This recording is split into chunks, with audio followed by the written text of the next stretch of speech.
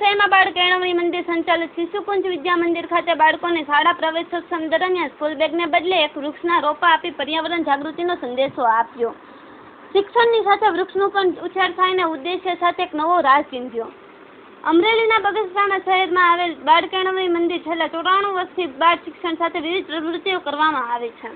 ત્યારે સંસ્થાના માર્ગદર્શન દેવચંદભાઈ સાવલિયાના માર્ગદર્શન હેઠળ સંચાલિત શિશુકુંજ વિદ્યા મંદિર પ્રાથમિક શાળામાં પહેલું ધોરણ 30 બાળકોને બાલ મંદિરમાં 35 બાળકો સાથે શાસ્ત્રોક્ત વિધિથી વાંચતે ગાજતે કિલ્લોલ સાથે બાળકોનો પ્રવેશ આપવામાં આવ્યો, જેમાં અજર અમર જગ્યાના મન શ્રી બ્રહ્મચારી બાપુએ આશીર્વચન પાઠવ્યા તેમજ મહેશભાઈ વ્યાસ, નીરુબેન વૈષ્ણવ, શોભનાબેન શેખ, શરદભાઈ ત્રિવેદી સાથે વાલીઓ સંસ્થા પરિવારની ઉપસ્થિતિમાં શાળા પ્રવેશોત્સવનું આયોજન કરાયું।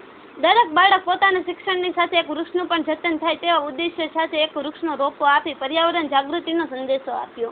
શિક્ષણની સાથે વૃક્ષનો ઉછેર થાય તેવા પ્રયત્નો કર્યા। બાળકો મોબાઈલથી દૂર રહે તેવા ઉદ્દેશ્ય સાથે સંસ્થા દ્વારા બાળગીત, બાળ વાર્તા, બાળ રમતો સાથે રમે ગાય તે ખૂબ જ જરૂરી હોવાનું દેવચંદભાઈ સાવલિયાએ જણાવેલ।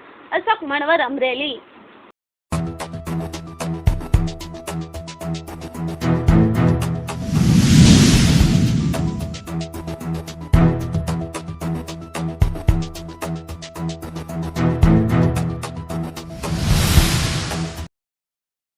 બાળ કેળવણી મંદિરની પવિત્ર તપોભૂમિ ધરા ઉપર આજે 2025-26નો બાળકોનો સદૈવ પ્રવેશ ઉત્સવ રાખવામાં આવેલો।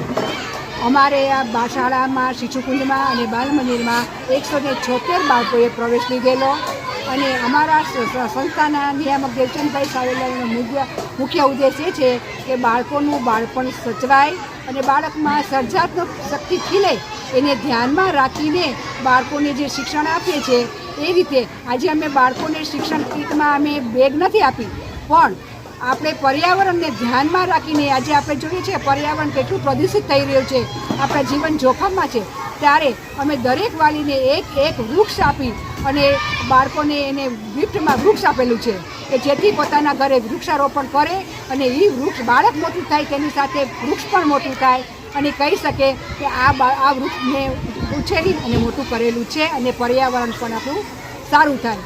એ રીતે આ શાળા પ્રવેશ કરાવવામાં આવ્યો છે અને સંતોને બોલાવીને બાળકોને આશીર્વચન આપવામાં આવ્યા છે કે જો કૃષ્ણ ભગવાન શ્રી રામ પણ સાદીપની આશ્રમમાં શિક્ષણ લેવાને 24 કળા શીખવા ગયા હતા, તો આપણા બાળકોને પણ આપણે એવું શિક્ષણ આપવું જોઈએ, ભાર વિનાનું ભણતર આપવું જોઈએ, જેથી આપણું બાળકનું બચપણ સચવાય, એ ખીલી શકે અને ગામનું, પોતાના કુળનું અને દેશનું નામ રોશન કરી શકે।